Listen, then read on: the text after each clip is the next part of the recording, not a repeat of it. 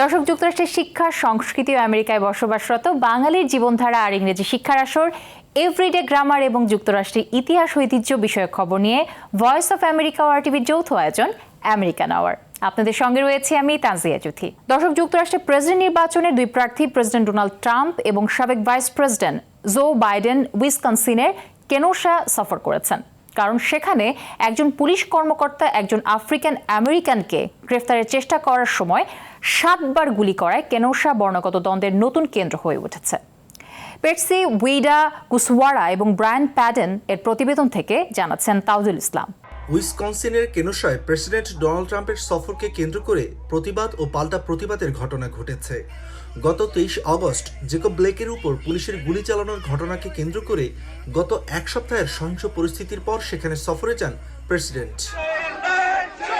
কেনোসার mayor এবং উইসকনসিনের governor বলেছিলেন প্রেসিডেন্টের এই সফর বর্ণবাদী উত্তেজনা আরও বাড়িয়ে দেবে। তাদের ওই বক্তব্য উপেক্ষা করে প্রেসিডেন্ট সহিংসতার সময় আগুনে পুড়িয়ে দেয়া একটি ব্যবসায়িক এলাকা সফরে যান। তাদেরকে আমরা প্রচুর সাহায্য করব। ট্রাম্প আইন প্রয়োগকারী সংস্থার সদস্যদের সঙ্গে সাক্ষাৎ করলেও ব্লেকের পরিবারের সঙ্গে দেখা করেননি। তিনি আইন শৃঙ্খলার বার্তার উপর জোর দিয়েছেন। দেশজুড়ে গত কয়েক মাস ধরে চলা বিক্ষোভ কখনো কখনো সহিংসতায় রূপ নেয়, তা বর্ণবাদী উত্তেজনা নিয়ে বিতর্ককে নভেম্বরের নির্বাচনের আগে আরো গভীর করে তুলেছে। কেনোসায় অস্থিতিশীল পরিস্থিতিতে আধা স্বয়ংক্রিয় অস্ত্র দিয়ে দুজনকে গুলি করার ঘটনায় অভিযুক্ত একজন শ্বেতাঙ্গ কিশোর আত্মরক্ষার কৌশল হিসেবে তা করেছেন বলে প্রেসিডেন্ট মন্তব্য করেন। ট্রাম্প এই সহিংসতার জন্য ডেমোক্র্যাটদের দায়ী করেছেন, যাকে প্রেসিডেন্ট বলছেন অভ্যন্তরীণ সন্ত্রাস। বেপরোয়া কট্টর বাম রাজনীতিবিদরা এমন ধ্বংসাত্মক কথাবার্তা বলছেন যে আমাদের জাতি এবং আইন প্রয়োগকারী সংস্থার সদস্যরা নিপীড়ক বা বর্ণবাদী। আমি যে ধরনের হিংস্রতা দেখেছি তাতে প্রতিবাদকারী থাকতে পারে, কিন্তু সত্যিকার অর্থেই কিছু খারাপ লোক রয়েছে, নৈরাজ্যবাদী, লুটেরা এবং দাঙ্গাকারীও রয়েছে। প্রেসিডেন্টের সফরের একদিন পর বৃহস্পতিবার ডেমোক্রেটিক প্রেসিডেন্ট প্রার্থী জো বাইডেন কেনোসা সফরে যান। সেখানে তিনি জাতিগত বৈষম্য হ্রাস করার জন্য তার অর্থনৈতিক, শিক্ষা এবং পুনর্বাসনের পরিকল্পনার উপর জোর দিয়েছেন। আমি মনে করি আমরা আমেরিকান ইতিহাসের একটি পরিবর্তনের বিন্দুতে পৌঁছেছি। আমি সত্যিকার অর্থেই সৃষ্টিকর্তার প্রতি আস্থা রাখি যে আমাদের একটি বিশাল সুযোগ রয়েছে। বাইডেন তার সফরের সময় পুলিশের গুলিতে আহত জেকব ব্লেকের পরিবারের সঙ্গে ব্যক্তিগতভাবে দেখা করেন। আইন শৃঙ্খলা প্রয়োগকারী সংস্থার সদস্য সহ কমিউনিটির নেতাদের সঙ্গে বৈঠকে বাইডেন সংখ্যালঘুদের জন্য অর্থায়ন এবং সহায়তা বাড়ানোর পক্ষে সমর্থন জানান এবং সহিংস বিক্ষোভকারীদের নিন্দা করেন। আপনি যতই ক্ষুব্ধ হন না কেন, আপনি যদি লুটপাট ও অগ্নিসংযোগ করেন তবে এবং যারা অন্য কিছু করছে তাদের মতো আপনাকেও দায়বদ্ধ হতে হবে। এটাই শেষ কথা, এটা সহ্য করা যায় না। করোনা মহামারীর কারণে জো বাইডেন ডেলওয়্যারে তার বাড়ি থেকে কয়েক মাসের প্রচার প্রচারণার পর উইসকনসিনে আসেন। আর তার এই কৌশলগত পরিবর্তন মিড ওয়েস্টের এই প্রতিদ্বন্দ্বিতাপূর্ণ রাজ্যের নির্বাচনী গুরুত্বকেই তুলে ধরতে পারে। 2016 সালে এই রাজ্যে প্রেসিডেন্ট ট্রাম্প অল্প ব্যবধানে জয়লাভ করেছিলেন। বিশ্লেষকরা বলছেন ওই কৌশলগত পরিবর্তন ডেমোক্র্যাটদের মধ্যে ক্রমবর্ধমান এমন উদ্বেগের ইঙ্গিত হতে পারে যে ট্রাম্পের আইন শৃঙ্খলা বার্তা ভোটারদের প্রভাবিত করতে পারে। মজার বিষয় হচ্ছে জরিপের মাত্র দুটি বিষয়ে ট্রাম্প এগিয়ে রয়েছেন অর্থনীতি পরিচালনার ক্ষেত্রে, যা বেশ সামঞ্জস্যপূর্ণ।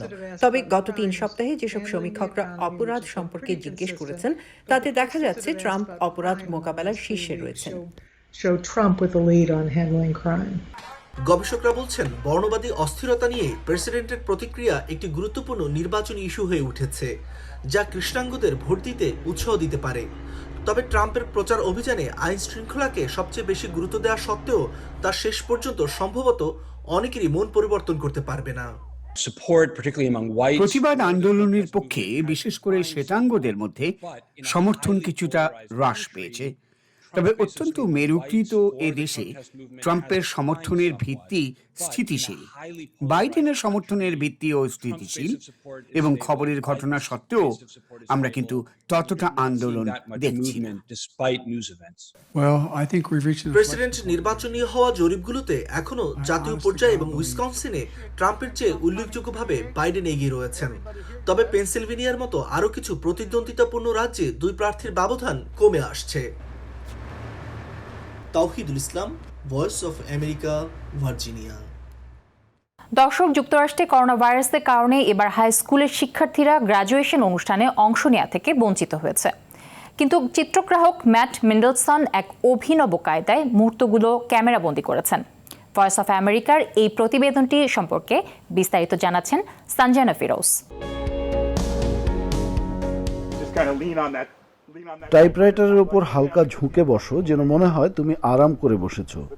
হ্যাঁ, খুব সুন্দর লাগছে এই দৃশ্য। আমি 35 বছর ধরে চিত্রগ্রাহকের কাজ করছি। এই স্কুলে আমি পড়াশোনা করেছি, আর তাই আমার মনে হলো যে ওদের মাঝে একটু উৎসাহ জাগানোর জন্য ছবি তুলি। বিশেষ করে 2020 সালের এই বিস্তৃত ক্লাসের একটি ছবি, যা নিঃশব্দে বলে যাবে ইয়র্কটাউন সিনিয়রদের কাহিনী। ক্লাসে 500 সিনিয়র শিক্ষার্থী আছে। 3 সপ্তাহে 200 জন শিক্ষার্থীর ছবি তুলেছি, এবং সবাই বুক ভরা কৃতজ্ঞতা আর মুখে হাসি নিয়ে তারা ছবি তোলে।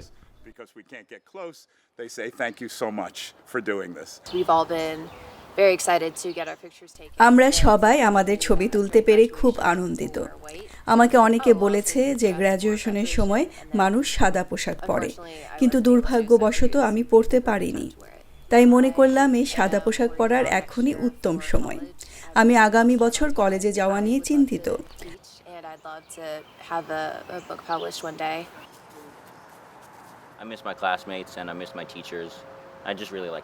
আমি আমার সহপাঠীদের এবং শিক্ষকদের মিস করি। আমি ক্লাসে ফিরে যেতে চাই, কিন্তু আপাতত বাড়িতে থাকাটা আমাদের সবার জন্যই নিরাপদ।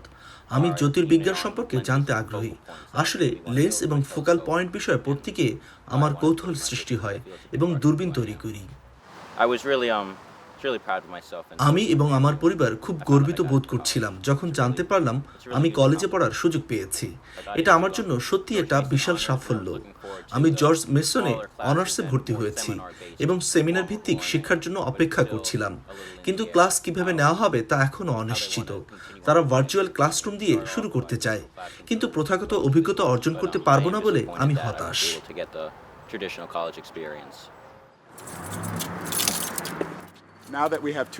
এখন এই প্রকল্পটি সিনিয়রদের আকাঙ্ক্ষার একটি কেন্দ্রবিন্দু বলে মনে হচ্ছে। দাঁড়াও, আমাকে কিছু জীবাণুনাশক পদার্থ নিয়ে আসতে দাও। I want to study chemistry, but I might change it to neuroscience or psychology. আমি রসায়ন নিয়ে পড়াশোনা করতে চাই, তবে পরবর্তীতে স্নায়ুবিজ্ঞান বা মনোবিজ্ঞান নিয়েও পড়তে পারি। আমি স্কুলের শেষ দিনটি পাবো না। সিনিয়র হওয়ার কোনো অভিজ্ঞতা আমার থাকবে না। এটি আমার জন্য অত্যন্ত দুঃখজনক, কারণ আমি অনেক পরিশ্রম করেছি এবং স্পষ্টত কারণেই গ্র্যাজুয়েশনের অনুষ্ঠান করা হবে না। সবাই আশা করে যে তারা একদিন এভাবে অনুষ্ঠানে অংশ নেবে। Just walking down the stage, I don't know, I feel like my memories were kind of robbed from me. So we're going to pretend, ready? After some, I guess like অনেকের সঙ্গে খুদে বার্তায় যোগাযোগ করার পর মনে হলো এই সুযোগটা গ্রহণ করা ভালো হবে। তা না হলে সিনিয়র হিসেবে আমার কোনো স্মৃতিই থাকবে না। এটি একটা ভালো স্মৃতি হয়ে থাকবে যা আমি আমার বাচ্চাদের দেখাতে পারবো। would be like forever ingrained in my mind. People say, oh, it's just the prom. It's not the prom. লোকে বলে এটা শুধু একটি প্রম মাত্র, কিন্তু আসলে এটি শুধু প্রম নয়। স্কুলে 10টি বছর লেখাপড়া করার ফসল এটি। এটি একটি প্রকল্প যা এই সিনিয়র ক্লাসের শিক্ষার্থীদের চেতনাকে উৎসাহিত করবার উদ্দেশ্যে করা হয়েছিল, যা আমেরিকার অন্যান্য অনেক সিনিয়রদের মতো। তারা সবাই একই রকম পরিস্থিতির মধ্যে দিয়েই যাচ্ছে। তারা সবাই খুব মেধাসম্পন্ন, আবেগপ্রবণ। তারা তাদের স্কুল জীবনের একটি বড় অংশ থেকে বঞ্চিত হয়েছে, আর তাই এই প্রকল্পটি সংবাদ শিরোনাম হয়েছে বেশ কিছু সংবাদ মাধ্যমে। আমি এখন অস্ট্রেলিয়ার সিডনির মানুষের কাছ থেকে ইমেল পাচ্ছি যারা এই সিনিয়রদের শুভেচ্ছা বার্তা পাচ্ছে। দর্শক, দেখছেন ভয়েস অব আমেরিকা ও আরটিভির যৌথ আয়োজন আমেরিকান আওয়ার। এ পর্যায়ে নিচ্ছি ছোট্ট একটি বিরতি, ফিরছি একটু পরে। সে পর্যন্ত আমাদের সঙ্গেই থাকুন।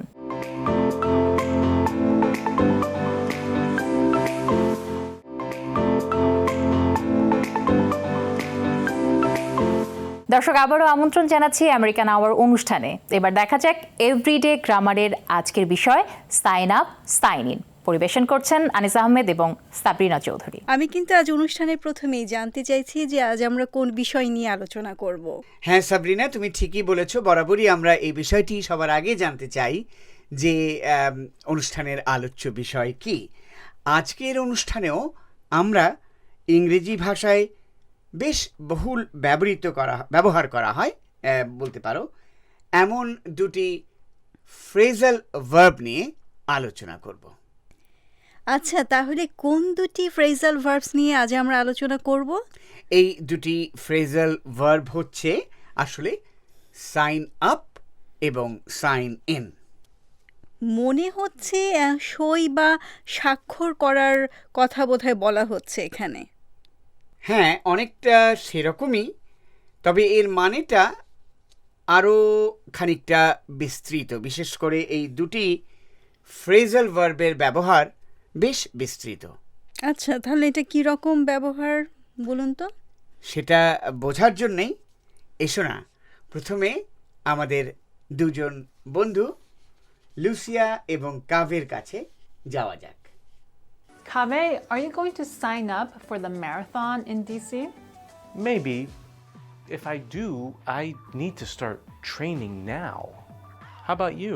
I was thinking about it, but I don't like to wake up early. When do you have to sign in at the registration desk? I think it's around 6:30 a.m. That's early. Sabrina, Lucia আর কাভের মধ্যকার এই আলাপচারিতা কি তুমি বুঝতে পারলে? হ্যাঁ, এখানে তো লুসিয়া প্রথমেই কাভের কাছে জানতে চাইছিল যে সে কি এই ওয়াশিংটন ডিসির ম্যারাথন দৌড়ের জন্য সই করেছে কিনা। এটা কিন্তু খুব একটা আক্ষরিক অনুবাদ হয়ে গেল সাবরিনা। তাহলে এর সঠিক মানেটা কিভাবে বলবো? আসলে এখানে সাইন আপের মানে ঠিক সই করা না। আচ্ছা, নাম তালিকাভুক্ত করা কিংবা নাম বলতে পারো লিপিবদ্ধ করা। তাহলে এখন এই অর্থে তুমি বাক্যটা আবার বলো দেখি। হ্যাঁ, তাহলে তো এর অর্থটা হবে এরকম যে লুসিয়া কাভের কাছে আসলে জানতে চাইছিল যে সেই ম্যারাথন দৌড়ের জন্য নিজের নাম লিপিবদ্ধ করবে কিনা। হ্যাঁ, এবার তোমার অনুবাদটা একদম ঠিক হয়েছে। আর এর জবাবে কাভে কি বলছে বলো তো? হ্যাঁ, কাভে বলছিল সে যদি ম্যারাথনের জন্য তার নাম লিপিবদ্ধ করে তাহলে তো ম্যারাথনের জন্য তাকে প্রস্তুতি নিতে হবে, প্রশিক্ষণ শুরু করতে হবে। কাভে কিন্তু তখন পাল্টা লুসিয়ার কাছে জানতে চাইলো যে লুসিয়া কি করবে। হ্যাঁ, আর লুসিয়া বলছে যে আমিও এটা ভাবছিলাম, মানে এরকমভাবে সাইন আপ করব, কিন্তু আমি তো খুব সকাল সকাল ঘুম থেকে উঠতে পারি না। এবং তারপর লুসিয়া কাভেকে একটা প্রশ্ন জিজ্ঞেস করলো, আর ওর প্রশ্নটা ছিল when do you have to sign in at the registration desk? হ্যাঁ, এটার মানে তো হচ্ছে ওই যে ওই রকম লুসিয়া জিজ্ঞেস করছে যে কখন তোমাকে রেজিস্ট্রেশন ডেস্কে গিয়ে সই করতে হবে। এটা অনেকটাই হয়েছে, কারণ সত্যি সত্যি রেজিস্ট্রেশন ডেস্কে অনেক সময় সই করতে হয়। তবে এরও একটা ব্যাপক অর্থ আছে কিন্তু। আচ্ছা, তাহলে কি রকম হবে সেটা? হ্যাঁ, সই করুক আর নাই করুক, ব্যাপক অর্থটা হচ্ছে তোমাকে ঠিক কখন সেখানে উপস্থিত হতে হবে। আচ্ছা, তাই বুঝি কাভের জবাব ছিল যে I think it's around 6:30 AM। হ্যাঁ, তার মানে এর মানে হচ্ছে আমার মনে হয় সকাল 6:30টার দিকে। আর তাই লুসিয়া বলল, উফ, সেটা তো অনেক সকাল। হ্যাঁ, লুসিয়ার জন্য এটা অনেক সকাল। একটু আগেই শুনেছ বলছিলাম যে লুসিয়া বেশ খানিকটা দেরি করেই ওঠে, অত সকাল সকাল ঘুম থেকে উঠতে পারে না।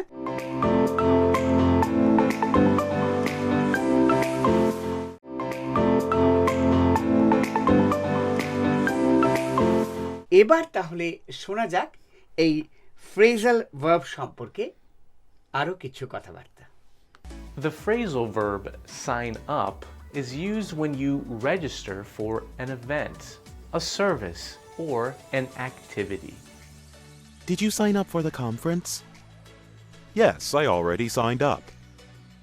লক্ষ্য করেছো সাবরিনা, এবার কিন্তু কাভি বিষয়টা আরো খানিকটা পরিষ্কার করে বলছে।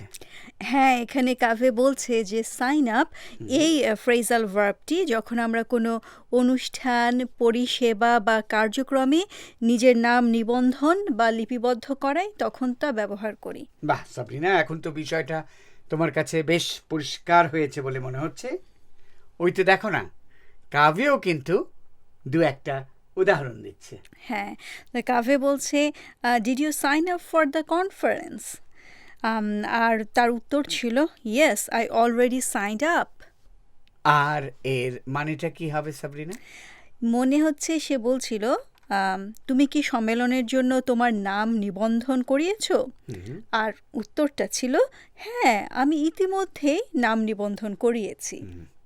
আচ্ছা, এবার তাহলে এই সাইন আপ সম্পর্কে লুসিয়া আরো কি বলছে সে কথা শোনা যাক। Sometimes you even pay money to sign up, as in when you sign up for classes. You can also sign up for free events, such as volunteer activities. A person can sign another person up for something too. She signed him up for the class. এখানে তো Lucia বলছে যে কখনো কখনো sign up করানোর জন্য পয়সা দিতে হয়। যেমন? হ্যাঁ, যেমন ধরুন কোনো ক্লাসের জন্য নিজেদের নাম যখন আমরা নিবন্ধন করাচ্ছি তখন আমাদের পয়সা দিতে হয়। হ্যাঁ, তবে যেসব অনুষ্ঠানের জন্যে ঠিক পয়সা লাগে না, যেমন ধরো স্বেচ্ছাসেবামূলক কাজ, সেসব অনুষ্ঠান বা কাজের জন্যও কিন্তু নাম লিপিবদ্ধ করা যায় বলে লুসিয়া আমাদের মনে করিয়ে দিচ্ছে।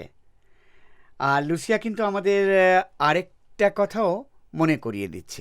হ্যাঁ, লুসিয়া বলছিল যে যদি কোনো লোক সে অনুষ্ঠানে না যায় তাহলে তার জন্য কিন্তু অন্য আরেকজনও সাইন আপ করাতে পারে, মানে নাম লিপিবদ্ধ করাতে পারে। ঠিক তাই, যেমন এর উদাহরণ হিসেবে লুসিয়া বলছে এরকম বাক্য, she signed him up for the class. হ্যাঁ, তার মানে হচ্ছে সে তাকে ওই ক্লাসের জন্য নিবন্ধন করালো বা তার নামটা লিপিবদ্ধ করালো। বাহ, এবার শোনো সাইন ইন সম্পর্কে কাভের ব্যাখ্যা। To sign in is to officially mark your presence by using your name or your username and password online. He signed in online. This phrasal verb is also used for events, reservations, and activities that you register for. It is also a secure way to access online accounts. This phrasal verb is separable. Can you please sign me in? Sure, I already signed you in. আচ্ছা সাবরিনা, বলো তো কাভে এই sign ইনের ব্যাপারে কিভাবে ব্যাখ্যা দিচ্ছে? হ্যাঁ, এখানে কাভে বলছে যে সাইন ইনের মানেটা হচ্ছে আনুষ্ঠানিকভাবে উপস্থিতিটা চিহ্নিত করা। কিন্তু সেটা কিভাবে করা যায়? যেমন নিজের নাম বা নাম সই করার মাধ্যমে কিংবা অনলাইনে ইউজার নেম এবং পাসওয়ার্ড ব্যবহার করে। বাহ, চমৎকার বলেছ। আর এর উদাহরণ? হ্যাঁ, একটা উদাহরণ হতে পারে হি সাইন্ড ইন অনলাইন। বাহ, তো কাভে আমাদের আরও কিন্তু একটা কথা মনে করিয়ে দিল যে এই ফ্রেজাল ভার্বটি কোনো অনুষ্ঠানে নিবন্ধন করতে কিংবা নিবন্ধিত কার্যক্রমের জন্যে ব্যবহার করা হয়। এর ফলে সুরক্ষিতভাবেই অনলাইনে, মানে সিকিউরড উপায়ে অনলাইনে অ্যাকাউন্টে যাওয়া যায়। হ্যাঁ, কাভে তো আরেকটা কথা বলল যে এই ফ্রেজাল ভার্বকে কিন্তু পৃথক করেও ব্যবহার করা যায়। হ্যাঁ, যেমন ধরো কাভে বলল can you please sign me in. এখন আসল ভার্বটা ছিল সাইন ইন, ওটাকে ভাগ করে সাইন মি ইন করা হলো। হ্যাঁ, আবার এর উত্তরে বলা হচ্ছে যে sure I already signed you in. এখানেও সাইন্ড ইন ছিল, কিন্তু ভাগ করে সাইন্ড ইউ ইন, সেটাই কাভে বলার চেষ্টা আচ্ছা করছে। হ্যাঁ এবার কিন্তু আমার কাছে সহজ হয়েছে ব্যাপারটা। দর্শক, এই ছিল আমেরিকান আওয়ারের আজকের পর্বে।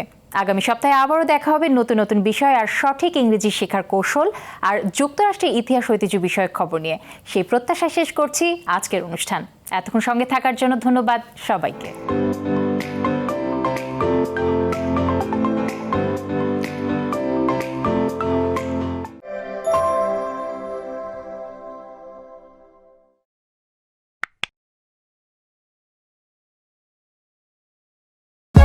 For more updates, subscribe and press the bell icon on YouTube app and never miss another update.